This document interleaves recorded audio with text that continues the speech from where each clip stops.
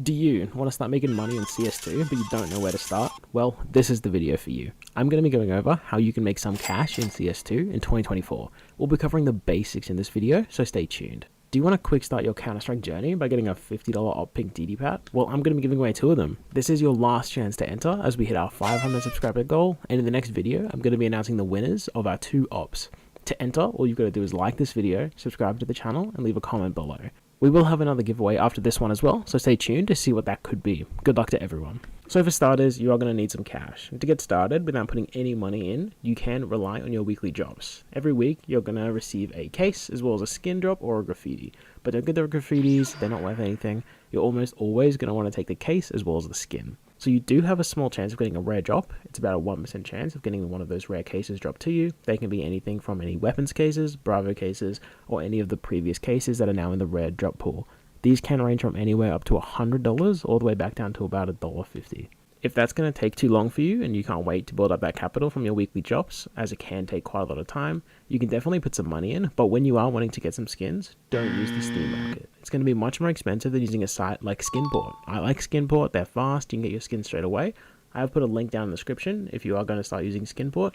So now that you've got your starting balance, whatever that might be, it's always good to set a goal. Maybe it's just a knife or gloves, or you're even aiming for a dragon lore. It's all possible, it just can take time, and it's always good to dream big, because even if you fall short, you're still going to finish higher than you were before.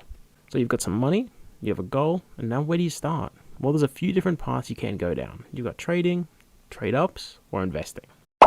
So trading is a thing of the past nowadays. Everything is dominated by cash traders, trading sites, or skin selling websites. It is possible to trade, but it's much harder to get into it than it was in the past. There are a few Discords and Steam servers you can join to try trading, and also advise using Twitter to meet people and make a name for yourself. Just try your hardest not to get scammed. If you are set on trading, the best thing is to do is to definitely try and build up your reputation and potentially become a cash trader, where you're buying items from people for less than they're worth, and you'd be able to sell them.